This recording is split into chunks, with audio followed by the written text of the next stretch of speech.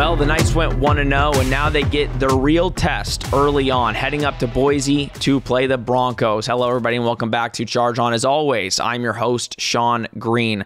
Before we get started, as always, a quick word from our sponsors, BetOnline. BetOnline is your number one source for all your betting needs. Get the latest odds, lines, and matchup reports for baseball, boxing, golf, and more.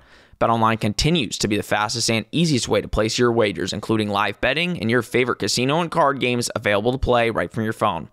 Head to the website or use your mobile device to sign up today and get in on the action. Remember to use promo code BELIEVE for your 50% welcome bonus on your first deposit. BetOnline, where the game starts. Tyler Karen, finally back after long hiatus from the show. I mean, I literally looked back when the last time you were on, it was almost a year to the day.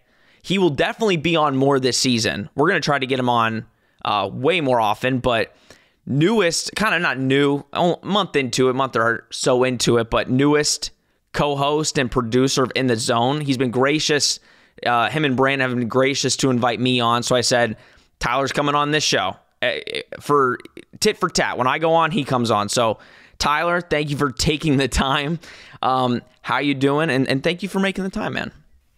Yeah, thanks for the intro. It's always good to come home, talk UCF football with some of my UCF guys. Talking with Brandon on the show, he's an FSU guy at heart. We all know it. So this is my platform to come on and talk some UCF football with true UCF guys. And you know, week one was fun. It reminded me a lot of last year's week one. So I'm glad that I get to come on here. Good timing leading up to week two. Talk about how we don't replicate what we did last year. Yeah, we'll get into it all because I think I said to you guys before we started, I get more nervous by the day. And some UCF fans will type in our comments and say, the fact you're nervous is ridiculous. We'll get into it. But obviously, Charge On extraordinaire, Nick Geddes, just making the intros better for you every week, Nick. Obviously, you know, we're going into week two. You were just on JP Peterson's show talking about UCF. I implore all of you guys to go check that out. But kind of give your quick take on, you know, how you're feeling going into week two of the college football season. Well, I have a lot of mixed feelings going into this game, and we talked a little bit before this. And I think we're both kind of feeling the same way. We saw what happened with Boise this week against Washington, and it was not good. It was pretty ugly for Boise for a majority of that game, but at the same time, at least in my opinion, I had Washington winning the Pac-12 before the season. I'm standing by that, and Washington went out there and showed that I think they are one of the most complete teams in the country. And unfortunately, Boise State had to run into them week one on the road. So you see that.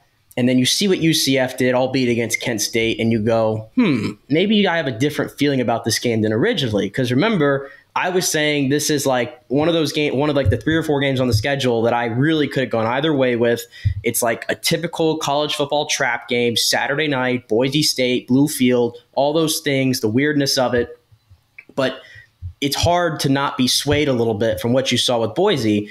But at the same time, that was a team that had high expectations, got some votes in the original AP poll, the pick to win their conference. You know, everybody was talking up Talon Green, and rightfully so, going into the season. This was a program that was going to be like the old Boise, and then that happened. But does that motivate them more? And obviously the pressure is on Boise State now a lot going into this game. It is their first home game. I believe you told me the stat, they've won 21 home openers in a row. I believe if I got that correct. So you got to play. You got to take into account that. So I got a lot of mixed feelings on it. I mean, even when we get to prediction time at the end of the show, I still don't know at this moment what my prediction is. I still don't know. Based on the discussion we have here today, I might be leaning in different ways. Nick, I wasn't going to say it, but that's exactly. I do not have a prediction yet. I'm going through the conversation. I was up late last night, like probably until 1, 2 in the morning, watching the Boise State coaches' interviews, the press conference talking about UCF. And it's the same BS talk of, oh, they're so good. John Rice Plumlee can make all the throws. And I'm like, oh, please stop giving like all this great talk. Like, just tell us what's up. Like, tell me what your plan is week 2. Boise's very interesting, right? Because I watched the entire game. first of all, for all of you Spectrum people that are like upset, YouTube TV, let me tell you, I got, I shouldn't be saying it if they come and take me or whatever, but took my dad's YouTube TV because I'm not paying for it, but like, give it to me. They do a 4-box with all like the games on TV. Switch over to YouTube TV. Don't want to get into a whole conversation on it, but prime sports watching. So I was watching the entire game, and I put out an early tweet, and I said, an early eye test. This is like first quarter. I said, looks a bit like UCF and how they run their offense. And if accurate, I think JRP will be able to throw for a lot of yards on the Boise State secondary. Doesn't take a rocket scientist. I think if we all watch that game, you can all pretty much tell the Boise secondary is bad. They're really bad. But the question is, can JRP throw that ball deep? That's the number one thing that we could talk about, right? Boise State usually has a really solid defense. They didn't play terrible. I mean, I know it looked bad in the score, but early on, they were making some good plays against Washington.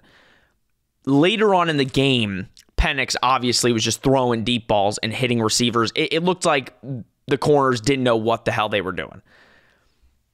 I kind of want to ask you, Tyler, because I think I said it on your guys' show. I said the question mark of this team right now is the secondary, is the corners. I'm not a fan of Corey Thornton. I made that very well clear on this show. Not a fan.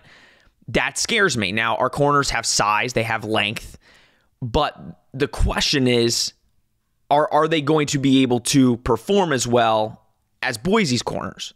Because I think the Boise offense can be dangerous. They didn't show a lot against Washington that I think they're used to. So I think the number one question I want to ask you is, can JRP complete those throws down the field? We're going to see, but do you have confidence that we're going to be able to throw that ball deep on Saturday? I think that with Boise State's secondary, it's tough to evaluate. It was a very hard game to evaluate because Washington at the end of the day is the 10th ranked team in the country. They have a quarterback that's going to be in the Heisman race. They have a quarterback who's going to be selected in next year's NFL draft.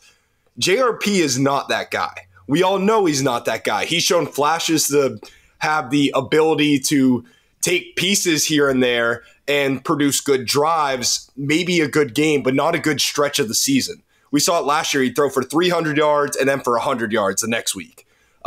Really roller coaster season for JRP last year. He has to stay in the pocket. That is one thing that I praise Michael Penix for watching that game last weekend, rewatching the highlight. He is so calm, cool, and collected at all times in the pocket.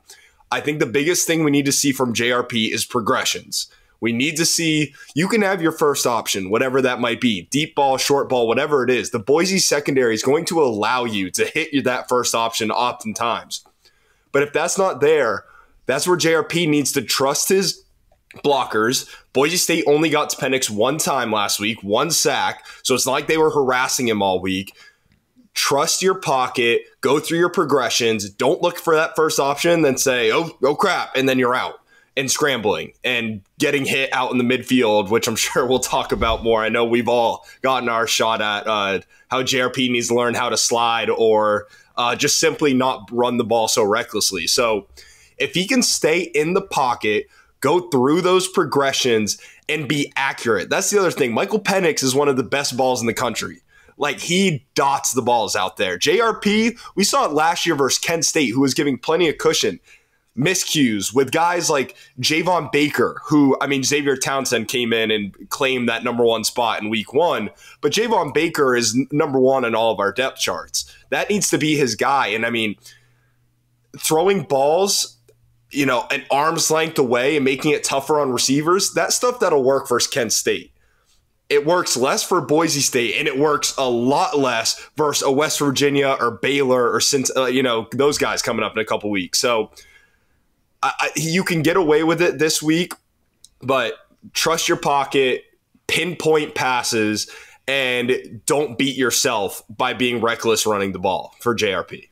And I'll say this, Tyler. I think I did like, the turnovers, not so much. Obviously, he had some costly turnovers that you literally can't do against better opponents. But I will say there were a couple throws that you could see the differences. You could see that clearly Darren Hinshaw has worked with him on the footwork, on staying in the pocket and not automatically getting scared and saying, I need to run out of here. I think there were a lot of moments where you're like, okay, that impressed me. There was a throw, I think, to Javon Baker where it was a deep slant and hit him right in stride. And I'm like, that looked like a throw that he would not have made last year. It would have been overthrown. It would have been thrown behind him. It was right on the money. But there are still some of those throws. I think there was one throw. There was 4 Kent State guys, or triple covered, quadruple covered on one guy, and he still made the throw. Thank God it wasn't intercepted, but there are still some of those problems, like the turnovers and stuff like that. Nick, we'll talk about the running, right? Because there's going to be times this Saturday where he's going to need to get out of the pocket. He's going to need to run. He's going to need to get that first down. Because I do think Boise State's front seven is better than they showed. Like, I do think, listen, we have a new offensive line, 3 new starters. There's going to be growing pains. I don't think they're going to look perfect this week. Penalties they need to clean up. There's going to be growing pains. I think John Rice is going to have to get out of the pocket sometimes. What is your kind of assessment? Obviously, what he did last week needs to stop. Like, I was watching DG highlights from Boise State 2 years ago. He got a bunch of long runs. Like, he ran for like 30 yards twice in the game, and he slid right as soon as he got close to anybody. If you were Darren Hinshaw or Gus and you're talking to John Rice, what are you telling him in regards to, hey, this is a better opponent, you're going to need to run, but what do you tell him to say? You need to slide, like you're a baseball player. You need to slide when you get that close to these defenders. Well, that you need to use it because, again, getting popped by guys on Kent State, and all due respect for them, maybe you make it out from there. But as we continue to progress throughout the season, I'll just say it. If John Rice Plumlee continues to have that mentality of I'm just going to take hits and I'm going to invite contact and I'm not going to slide and I'm going to do it this way, you're going to see Timmy McClain at some point this season. That's just the way I feel. I don't think John Rice Plumlee can continue to withstand it if he plays like he did at Kent State. I think it has to start with this week here in Boise State. And at least at the end of the day with John Rice Plumlee, he's a flawed quarterback. He's a flawed quarterback. He's not one of the top quarterbacks in the country. We talk about concerns with the team. You mentioned the secondary, and I agree with you, but I still think John Rice Plumlee is probably number 2 on my concern there. I just feel that way. The good thing is UCF's running, the running back tandem, and obviously John Rice Plumlee, what he provides there. There wasn't a school in the country, the entire country in week 1 that rushed for more yards than UCF did, which was 389. Now, you kind of go to the Boise State game. Washington, they didn't really test them running the ball. Didn't really have to be honest with you, right? They kind of just dabbled into it, and maybe that was part of their game plan because Boise State, for what it's worth, they were one of the best teams last year in the entire country at stopping the run. I found this interesting when I was doing research. They were the number 6 defense total in all of college football last season. They just got 50-something hung on them by Washington. So I think in general, Boise State is much better than what they showed. But if UCF is going to win this game, I think Washington just kind of gave you the blueprint. And you got to be able to throw it over the top. You got to get Javon Baker involved. I agree with Tyler. I saw some miscommunications there, some things that we really didn't see between those 2 guys last year. And Javon, to me, is still the number 1 guy. But listen, if you have 3 number 1 guys, like I think that's the good thing about this team. It could be 1 week Javon Baker. It could be 1 week Xavier Townsend. It could be 1 week Kobe Hudson. And that's a great problem to have, but it starts with JRP and the consistency from throw to throw. Washington just gave you the blueprint. So now the pressure turns over to JRP and what he can do. All right, that's our John Rice Plumlee talk/rant for this episode. Hopefully, we will move on to Boise. And if John Rice gets brought up, we apologize, but he is the big question mark. If he plays at an elite level on Saturday, Boise has no chance. That's just, sorry to Boise State fans, but if he is the elite quarterback that we know he can be on the ground and making those accurate balls, Boise doesn't have the talent that UCF does, and that's just a plain fact. Let's talk about Boise, boys. All right. Obviously, not such a great performance, but obviously playing a Washington team, that was expected.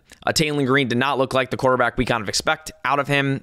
He, I think, was 8-2 as a starter going into the game. Now he's 8-3. He was 19 of 39 for 244, 1 touchdown, 2 picks. Again, hard to really take anything from that game because, again, you're playing an elite Washington team.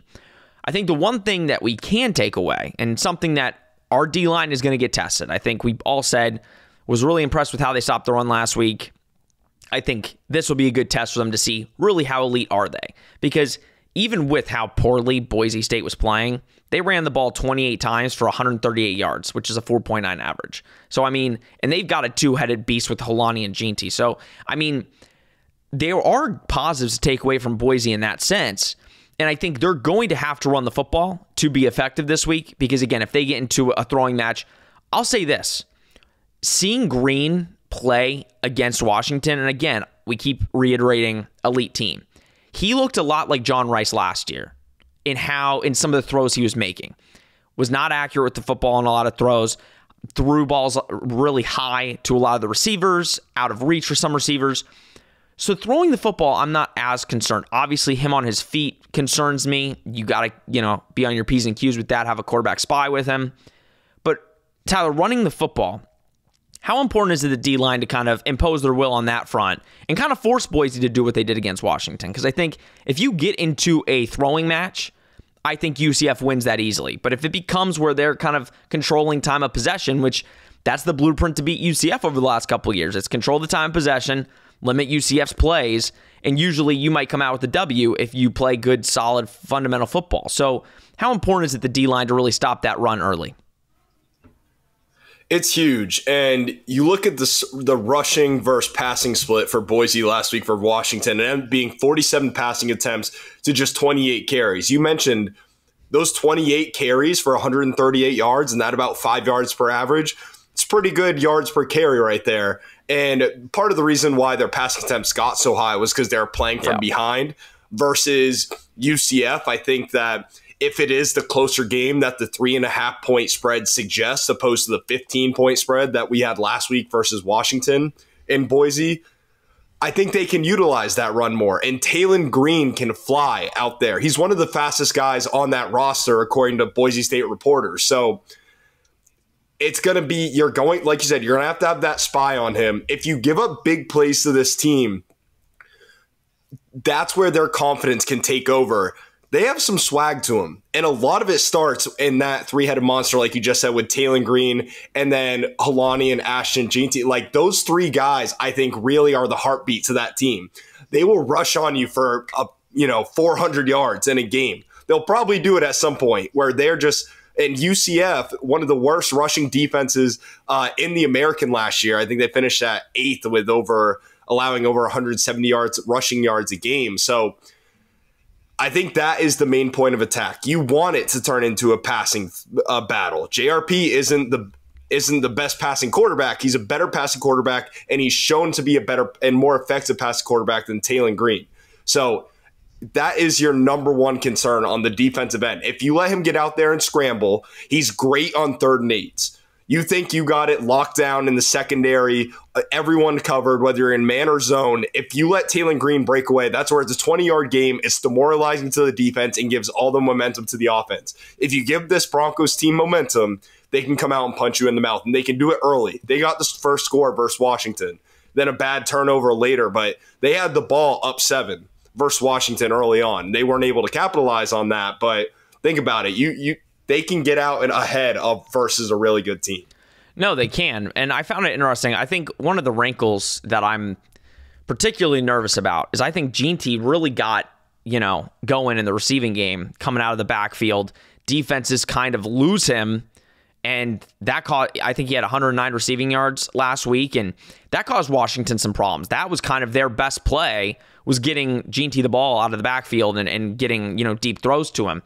Nick, I'm looking at, Talon Green's stats last year, and obviously not the best. I mean, he was 61% completion, 14 touchdowns to 6 picks. So clearly, I mean, when I look at quarterbacks, I mean, if you're throwing 14 touchdowns, you have 6 interceptions, not terrible, but not the greatest. Means he's going to throw you one probably at least in one game, and he wasn't the starter the entire year.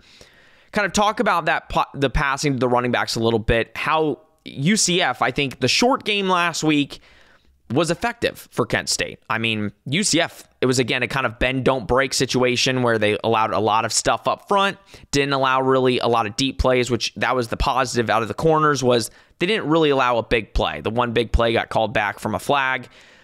But the bend, don't break is only so good if you can stop them in the end zone. And I think Kent State, you can kind of stop them when they get in your area. Boise's going to probably put it in the end zone. It's on their home turf. We'll talk about that in a little bit, but kind of give your overall assessment after watching the game and kind of that connection with G&T throwing the ball and then Taylor Green as a whole last season into this season. Yeah, I think G&T's the guy they're going to want to get involved in this one for sure. And Taylor Green, you mentioned it, not the most proficient passing numbers from last year, had a lot more this year for him. But I think I go back to, the run game, and Tyler had mentioned it, 8th worst in the American last year. And obviously Taylor Green is going to be a part of that rushing attack. I think for UCF, this game might be won and lost from, at least from their defensive standpoint, is going to be the middle of that defense. And I'm looking at one guy who we kind of mentioned last week who was pretty quiet, and that was Jason Johnson. I think we saw at times last year he was UCF's best player on defense, and I think he's got to get back to that.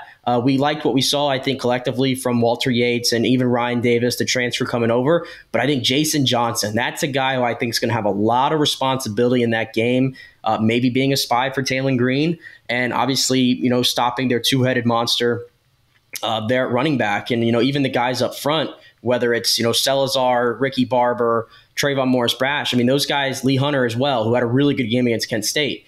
Those guys, they make plays, but stopping the run is definitely something that those guys as a collective unit have got to get better with. And if they can't stop the run, Boise State can run it down your throat. And maybe they won't, maybe if you get into a shootout with them from a passing standpoint, they can't keep up.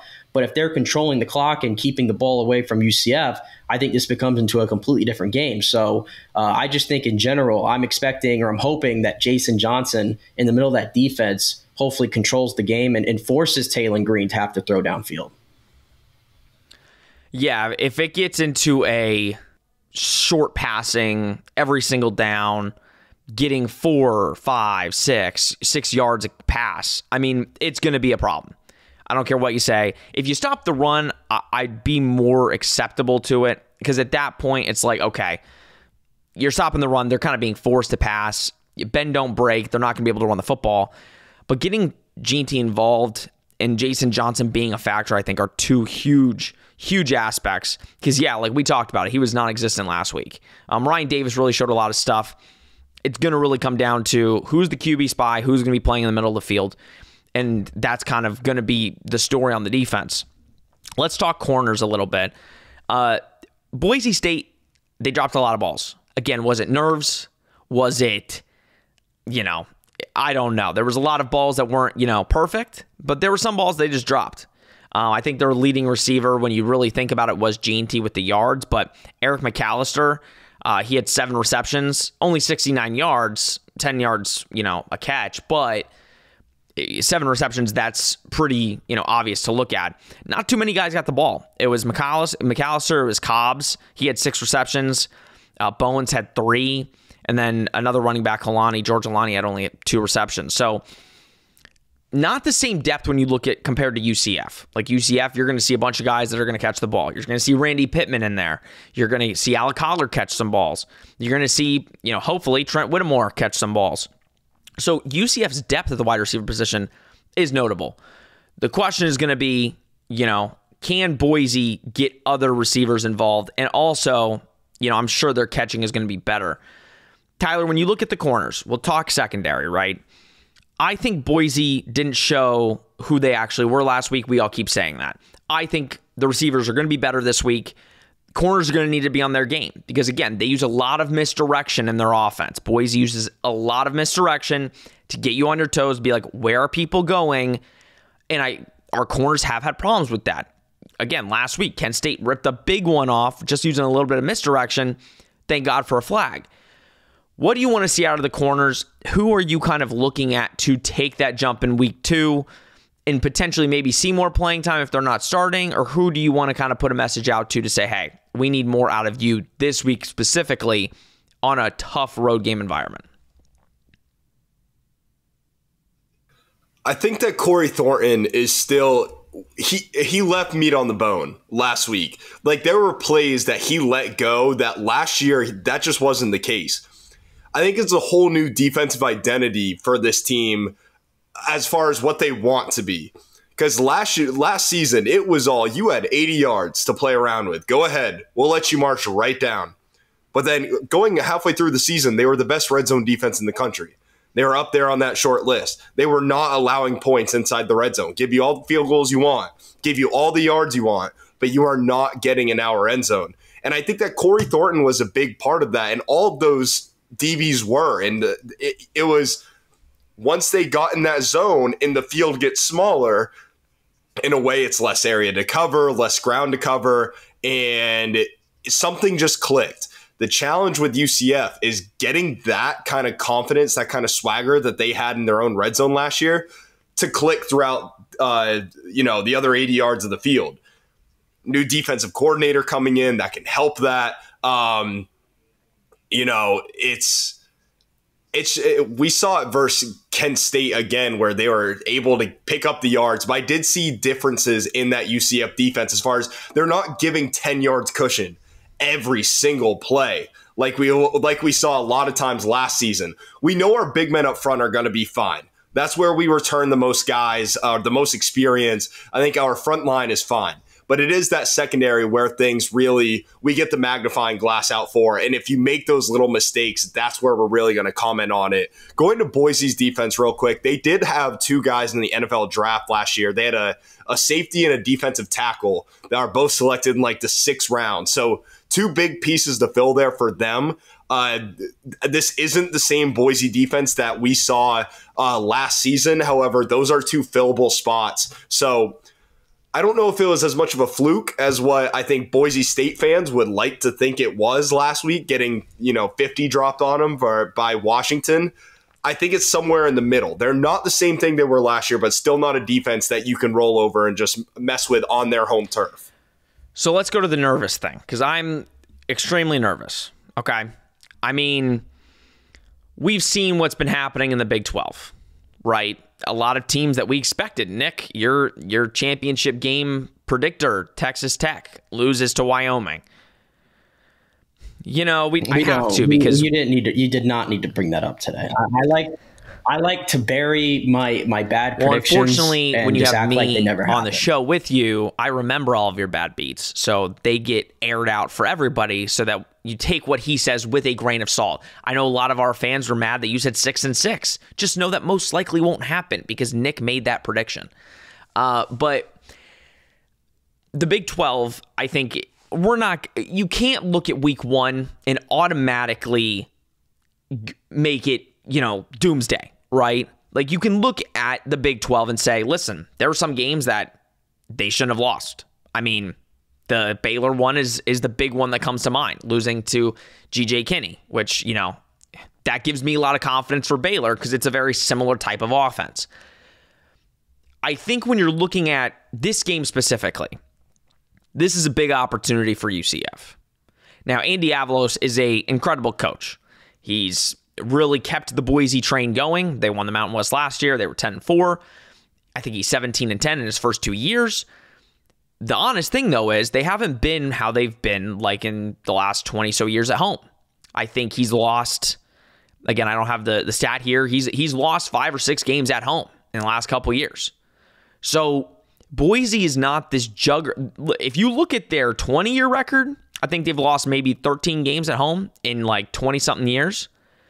But they haven't been like that the last couple years. So it's not like this going to the blue turf, and we'll talk about the blue turf in a second, but this is a huge game for UCF. Next week, you have a cupcake. You can really take the week off, relax, chill before you go into the Kansas State. It's almost like a scrimmage against Villanova. This is the most important game to determine where your season's going to go. You go 2-1 into Kansas State, you're fighting for 6-6. I don't care what people say. If you lose against Boise, you're fighting for a bowl game. If you go 3-0 into Kansas State, that's a different mindset. You're having a different mindset about your team. You're 3-0, I don't care who you play. You're 3-0 going into Kansas State, who, I'm going to be honest, guys, I watched Kansas State. I wasn't thinking like they're impossible to beat. Their defense is elite, let me tell you. But I think offensively, they didn't do anything that wowed me where I'm like, UCF has no shot. So I think you can, if you beat Boise, which again is a very winnable game, more winnable than I think many of us assumed going into it, your whole season kind of changes not changes, but your whole season mantra kind of flips from there's a possibility at the end of the season, if you're the team you think you are, to make noise in the Big 12. Like, do you kind of get that assessment, Tyler? Like, we obviously see the teams in the Big 12. You win this game, I think your outlook on the season, like Nick said at the beginning, his outlook changed a little bit. His ceiling for this team potentially shifted based on some of these teams in the Big 12. Oh, yeah, definitely. And I mean, not just beating Boise. UCF is supposed to beat Boise.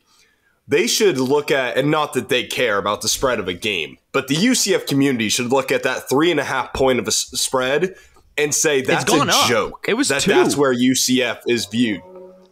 Like, that's nuts. That it's even my prediction last week before we even kicked off versus Kent State, and we were kind of looking ahead on the show, was that'll probably be around a 10-point spread. And the fact that it's a full touchdown under that, it really surprised me. I think there's good value there on that, because if UCF, if they don't lose themselves this game, it puts another win in the record book. It gives them confidence going ahead for much bigger matchups. If they go out on that blue turf, unnecessary roughnesses, holding, false starts, if they kill themselves with penalties like they did last year versus Louisville at home in week 2 after coming out and blowing out South Carolina State, that is how they lose this game. If they stick to the game plan and just play UCF football, forget about who you're playing. The only thing that I think they really need to focus on is not letting Taylor Green run for over 100 yards. That's it. Outside of that, he's not that great of a passer. They don't have that great of skill players. He is going to be the guy that they need to focus on in that offensive end. And that they're allowed to score points. It's a football team. You don't need to hold them to nothing. You need to be more confident in your offense, find that consistency, find that swagger, go out and beat Boise on their home field and snap that 21 straight home opener win, get that confidence going ahead in the Big 12.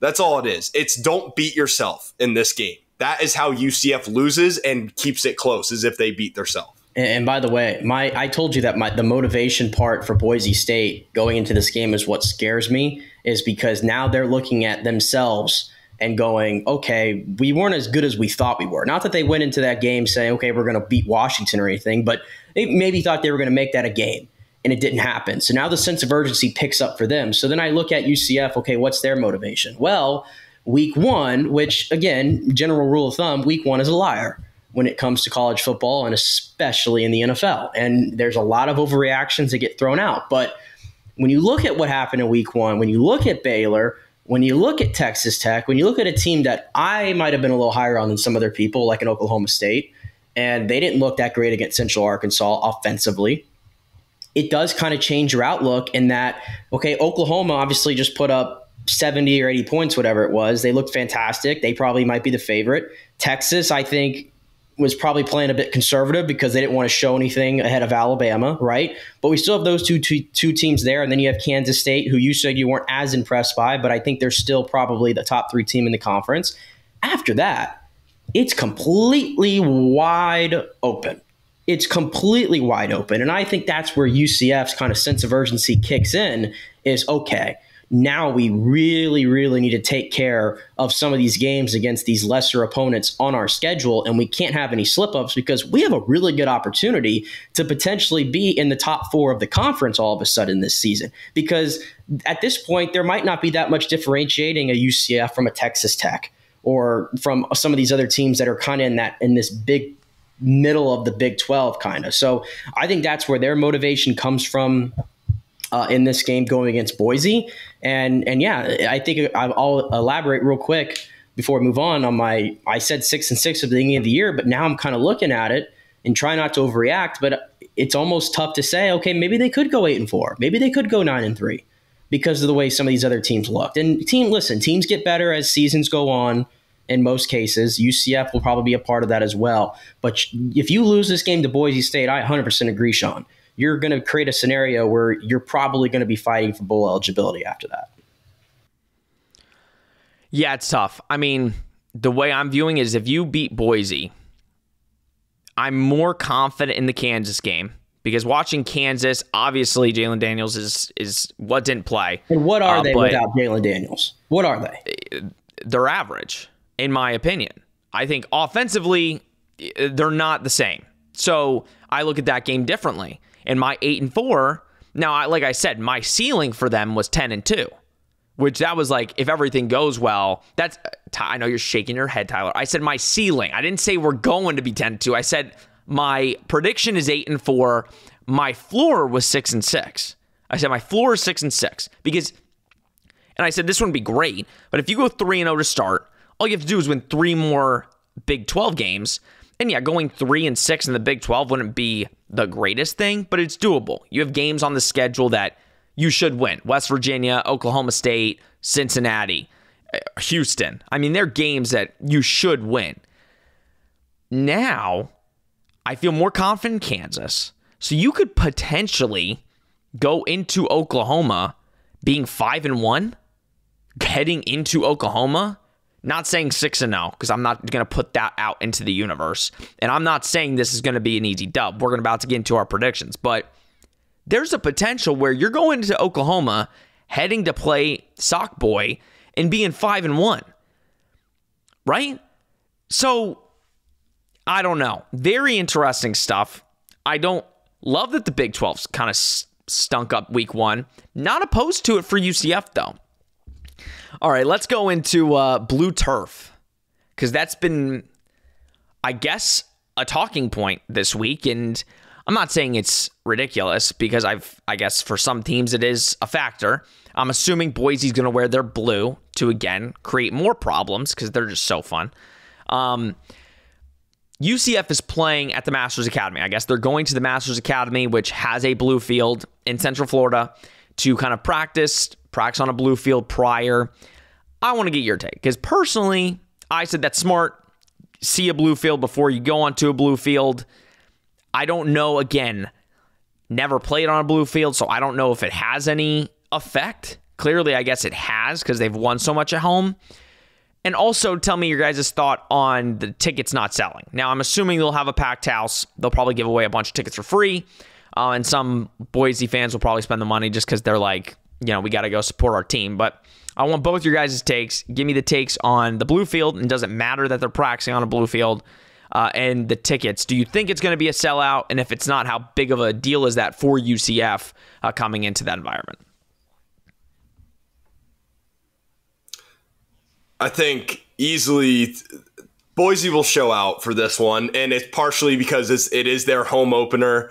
It's partially because Boise, there's definitely Boise State stigma with UCF, where they feel they paved the path for a school like UCF, who was not a Power 5 school, now is, and Boise kind of feels like they might have been cheated out of one of those Power 5 spots. They've been around longer, they've won more football games than what UCF has. As far as recently, they haven't, and UCF has produced a ton of more money to college football and college athletics as a whole, which is why they got that Big 12 spot. It makes more sense for UCF to be, but you can understand why Boise might be a little bit salty about that. So I think they'll show out. As far as the blue field goes, you see the ups and the downs to all of it. At the end of the day, it's the same dimensions of the football field. You're the same football team. You don't have to play with any disadvantage internally. Now, again, Boise was complaining that Washington's turf last week was tough, that they were slipping and sliding. That was regular green grass. So that's where the color of the quality of the turf can be a difference maker. Whereas the color, I don't think so much. But then you look at something like basketball, where you have the skyline behind the hoop, and some arenas have the stands coming in closer. You have some high school arenas that are gymnasiums that are just a wall. And then if you go from that to playing inside a college arena that has actual stands behind the hoop, It's little things like skylines. It throws off your perceptions of things when you're shooting a free throw or shooting a three. That stuff is real. I was never a football player. I never played on blue turf. I don't know if that applies, but I could see an argument to say that those kind of compare to one another. At the end of the day, same dimensions of the football field. You are the same team. It is that opponent one way or another. They don't get a monster or anything. It's the same. All the circumstances are the same. Play your game. I'll just say this, and I'm probably guilty of it because I say it in my preamble every time I talk about this game that it's wacky. But it's one of those things that in the pregame hype, and we always got, you got 7 days or a whole week, and there's a lot of things to talk about, and that blue field just always becomes a talking point before the game. My bet is that when the game starts, I'll see the blue field, I'll make a comment of it when I'm watching it, and then after that, it's probably just going to escape my mind. I won't even think about it, and I have to think, again, never played football at any significant level, so I'm not going to tell you that I pretend to know how different it is. I just have to think that if you're that team, you don't worry about it, and you go take care of business. End of story. I think it's nothing more than just a typical pregame talking point that we'll all forget about after the first few minutes of the game, and then it's just football. And who's going to be the better team at the end? I think that's where it goes. And then in ticket sales, I think Boise. I haven't seen the whole thing with the lagging ticket sales. I have to imagine though, it being their home opener. They're not playing. I can't even think. I'm just trying to think of a rant. We'll just throw Kent State's out there for conversation's sake, right? They're not playing Kent State. There's incentive. We sold out for Kansas State. Exactly, but there's incentive here for Boise State fans to get to the stadium to see this one. So I think that'll be fine. I don't think it's anything UCF can't handle. They've played in hostile environments before. So that's kind of my feeling on that. But we'll forget about the blue field. We will forget about it after a few minutes, I promise. So I go back to the 2021 game. I think Boise fans, there's a little bit of a, don't want to say resentment, but I guess some of the students were not nice to Boise fans at that game.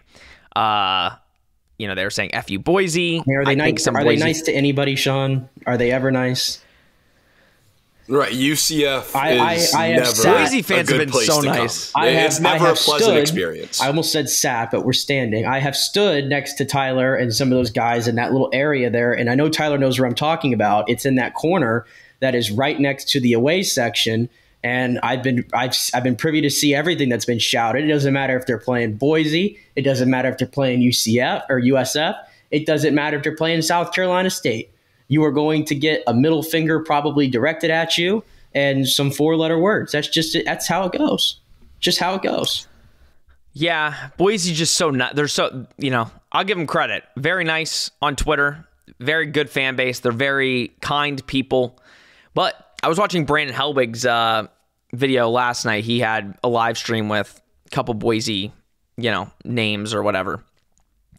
And the guy said the one guy said that it was the worst fan section or when it came to disrespect that he's ever been to. But he said the adult fans were nice. But he said he enjoyed it because it was almost kind of like a rivalry situation. I implore you guys to go check out the video because it was actually some good information with, I think some of the Boise fans, 2021 lives in their head. A crazy game. They were up big, 24-7. UCF fights back, wins the game. So I think there is a little, we need to get it back. The blue field, the only thing I'll say on the blue field, I agree. The only thing I will say is if they're wearing blue uniforms, that could cause some issues, like offensively and defensively. Maybe you're looking, and again, perception, you might not think that it's a player, but all of a sudden you throw the ball and it's like, oh, there's an extra, safety over the top. That's the only thing that's making me nervous. I agree with you guys. At the end of the day, it's a football field, doesn't matter. But there is a little, I hope that the time then they were saying online, I guess, Oregon State a couple years ago practiced on a blue turf before the game and they got killed at Boise. And people were like, oh, good luck with that. I do think it is good to just see a blue field and be on a blue field before you play on one. But I also agree with you guys. At the end of the day, we're going to be if we get killed, we're going to come on here and we're not blaming the turf or saying, oh, the field was blue. That's the reason JRP threw 3 interceptions. So I understand that. All right. I think it's prediction time. I think I have an idea after hearing all of this conversation. I'll wait until the end. But Mr. Karen, again, maybe I'm not. What is your kind of prediction? Big game. Probably kind of tells you what this team is going to potentially be because it has the feel of a big game and probably will dictate the course over the next however many weeks of how this team's going to look. So what is your overall prediction, and do they cover the spread, which you said is 3.5? I haven't checked Bet Online, but it was 2, and I guess now it's 3.5. So going up. The latest that I've seen on it is 3.5, but that, of course, can vary by a point, half a point, whatever it might be. I do think that number will be on the rise. So if you are considering it, I'd say get on it sooner rather than later. Nothing is going to change for UCF, and I don't think there's a bigger fan base for UCF than there is for Boise, I'd say. More people to get on UCF and make that line go north. So that's my little betting advice there. But for my prediction for this, I do think they cover it. I do think that they win by at least a touchdown. I want to go as far as to say 14. We look at last year versus Louisville, which is at home week 2. I mentioned it earlier. UCF went out week 1, 56-10 over South Carolina State. They come out the following Friday night and lose to Louisville 20-14 in the bounce house. Malik Cunningham in that one, he threw for, I don't know, it was 150 yards, nothing impressive, added 110 yards on the ground. That's where UCF got killed in that game. I see something similar, I really do, happening with Boise State and Taylon Green. I do think that although it will be UCF's number one concern to have a spy on him, I don't think we're disciplined enough quite yet to keep him intact for, say, under 50 rushing yards. So I think that they score around that same. I'm going to say Boise finishes with 17. UCF gets 2 late garbage time-ish touchdowns. I'm going to go 34-17 UCF. Interesting. I think it's going to be a close game for the stretch. I think UCF gets 2 late touchdowns to really push it to that 14-point advantage. So I did not steal. 17-point advantage. I stole anything from Tyler. It wasn't stealing. I had a number in my head. That's all I'm saying. Okay, Nick, go ahead. All right. Before I get to my prediction, I did want to get to this point because I forgot to mention it real quick. But it's a key to the game. It's good to mention any points that we forget. It's 48 minutes. We're going to miss something. It's worth mentioning, and I think it's important. And I found this interesting that PFF obviously tracks every throw. UCF of note only attempted 3 passes, 20 yards and beyond in that game. 2 of them were from John Rice Plumlee. He had a 32-yard completion to Townsend early in the game, and then the other one was an interception. Right. Boise State surrendered 16 plays, passing plays, 20 yards or more. So back to the conversation we had at the beginning, they have got to get more explosives, and Boise State might give it to you in this game. So I'm just going to add that in there as another key for the offense and how they need to operate, and John Rice Plumlee. Oops, I said his name. Sorry. But for the prediction, I tried to get there without even saying his name, but it's impossible. But anyway, for the prediction, I view this as a very, very close game for probably about 3 1/4 of a quarter. So how many minutes? I'm trying to get my minutes here. What is that? You're making it way too confusing there. I know. I got to dumb it down. Hold up. First 50 minutes of the game. There you go. First 50 minutes of the game. I think this is going to be very close. I think UCF is going to get a key. I think it's going to be like a 31-27 game, and then UCF's going to get a touchdown late, make a stop. So I'm going 38-27, a UCF victory, and yes, they will cover the spread. So in the deep passing that you brought up, that was only 3. I don't want to say it was on purpose, but I assume it was because you don't want to give away a lot of your deep passing against Kent State, your deep passing plays, which I prefer. I'm glad we haven't seen that because I'm hoping this week You put your money where your mouth is, Coach Henshaw, and say, let's throw the ball deep. Because again, there is no way this coaching staff did not put on the tape and say, we are going to kill these guys down the field.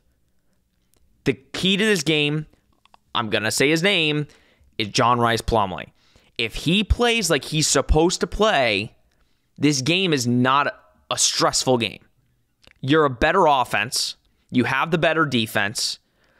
You have the better coaching staff. You have every recipe. The only thing you have going against you is you're on the road. UCF has proven that in the last couple of years, they can go on the road and win some big games. They've also proven they can go on the road and have some stinkers, a la ECU last year. So my prediction, I think I agree. I think the first half is going to be a tight game, just feeling each other out. First road game of the year. I think the defense, this isn't going to sound like it's very good for the defense. I think 24 is the number I keep telling myself for Boise State. I think if you give 24 to Boise, I think that'd be a solid number. And I would say 34 for UCF. I agree with Tyler. I think 34 seems like the number. When we go into these type of games, if we score more than 40 against Boise, I don't care what the defense showed last week, I would take that as, okay, this offense is going to be good for the year. Not saying it's going to be perfect and score 40 every game, but I think, again, you have everything kind of going against you in terms of going on the road, having to play a team that is desperate, and we didn't talk about that enough. This team is desperate for a dub. It's their first home game. They've had the home winning streak. They got their butt whooped last week. This team is desperate for a W, and they're going to throw out a bunch of stuff. They're going to do whatever they can to get a W in front of their home fans. It's how do you respond to that desperation? Do you just put your foot down and say, we know we're the better team. We don't care. We're playing on this stupid blue turf that nobody likes and isn't allowed in college football anymore. How is UCF going to respond to that? If you go out, you play your game like Tyler keeps saying, you play UCF football, and you just go out and win this game, I said it last year, you have everything going for you. But if you go out and you put a Louisville on tape, then it becomes a lot trickier. You're not in the American anymore. Teams know how you want to play. It's just, do you punch them in the mouth and say, we know that you know how we're going to play, and we don't care. We're going to run it with John Rice. We're going to throw the ball deep. We're going to run the ball down your throats with RJ Harvey, Bowman, Johnny Richard, whoever it is. 34-24 UCF. I guess that means they cover the spread. So it's never good when all three of us agree. It seems like I know we're UCF quote-unquote homers, even though we're honest about UCF. If we didn't think they'd win, we would say it. But that scares me. I don't like that we're all kind of plus 10 over here. I said it earlier. When I was looking at this game, I was thinking double digits or teetering double digits, 9.5 point spread. So a 3.5 just feels disrespectful. Because of the Kent State and Washington. You're really going to find out more about these teams this week. You're going to really have more of an idea of okay, is UCF for real because you're playing a desperate Boise team, or is Boise better than they say they are after playing a really good Washington team? I'm gonna be honest. I came around to my prediction because, and I put those numbers out there about how many 20+ yard completions they gave up. I think UCF secondary, there are teams on their schedule that could give them fits, and obviously the big one is going to be Oklahoma when we get there, right? I don't think Boise State right now is that team to the extent where UCF can't do the same exact thing to them. And I think UCF is probably more well-equipped to do that than Boise State is right now. And I think that's where I'm leaning. I get that. Yeah. And I'll add on that real quick to the point of Boise State shouldn't be a figure-out game for UCF anymore. It shouldn't be okay, this is where we see what we are. I agree with you, Sean. We still don't really know what we have. Now that we are entering the Big 12 and we have Baylor followed by Oklahoma on schedule in a couple of weeks here or whatever it is, we need to put these Boise States behind us.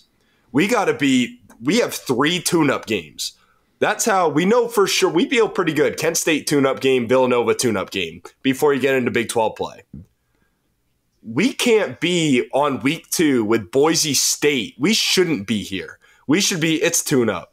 Like, go in expecting to kill these guys. And then you should. Like I said, you play your UCF football, you should have no problem beating them by 3 touchdowns.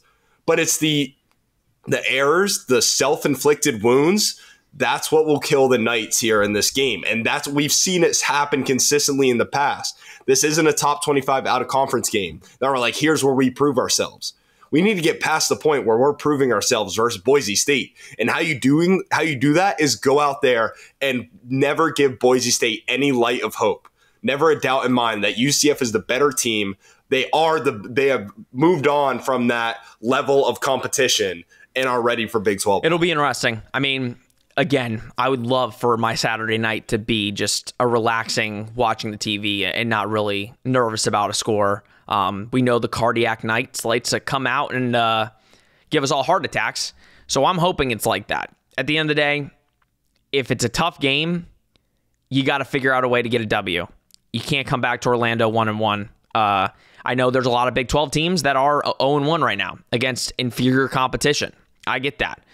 But you need to prove that you are on the up and up of college football and you are going to start taking over college football. And to do that, you have to beat the teams you're supposed to beat. And I don't care. I have all the respect in the world for Boise, what they've done. They are a tough opponent. I don't care what they showed on tape last week. For Boise fans that don't think we give you enough credit, no, it's the belief in what UCF has on the roster. I think Boise is going to win the Mountain West. I think they're the best Mountain West team on there. And I think they've got a quarterback that can really change games. Just like Louisville last year, UCF, for anybody that said Louisville was better than UCF, you were blind. UCF played way better than Louisville. They just made too many mistakes. They had the better team. So it feels so much like Louisville, which scares the hell out of me. And what's worse is this is away. It's not even at home. So yeah, we lost at home, but at least you have that like, okay, we played bad, but we win at home. No, you're on the road at Boise. 5-hour flight, time change, whatever you want to do. So it should be interesting, boys. We'll break it down on Monday, post-game. You'll get that episode on Monday. This is Thursday, so a couple days away from the game, so you can enjoy your Sunday football after, hopefully, we will get a UCF big dub against Boise. Tyler, we're going to have you on a lot this season. So, previews, post-game, whatever you want to do, you just, I'll hit you up, obviously, and we'll be talking basically every week anyway. So, definitely be coming on because love the insight, love the passion from a non-FSU fan. We have to deal with Brandon on whenever I come on, but love dealing with non-FSU fans on here. Yeah, and I get a little hot after the games. That's why some of the game recaps, I might be better of a preview, guys, because might not be in the best state of mind for a recap game. Admittedly so. There have been times that I've texted Sean and said, get me on a mic right now, and Sean's had to say, let's look at next week. That's every game. You're hitting us up about your thoughts, and I'm like, we can do a pod right now. We need to do it right now. That's a problem. We're all very similar. Like that's why, we're probably not every UCF fan's cup of tea because we are all very similar. If we crap the bet against Boise, we'll be there midnight on Saturday, and it'll be a 2-hour-long pod about what went wrong and how we're not who we thought we were. And yeah, not the best recipe, but good recipe for content. Let me tell you guys. Lord, I hope for a UCF win because you fans do not need a 2-hour-long ranting episode in week 2 like last year. All right, guys. Thank you so much, as always, for tuning in. We really appreciate all the support. Follow me, Nick, Tyler on all socials. They're down below, and you get all your UCF content from us, so we greatly appreciate it. Like, subscribe, share, do all that you do. Again, we do really appreciate it. All right, this has been Charge On, presented by Bet Online. We will see you on Monday.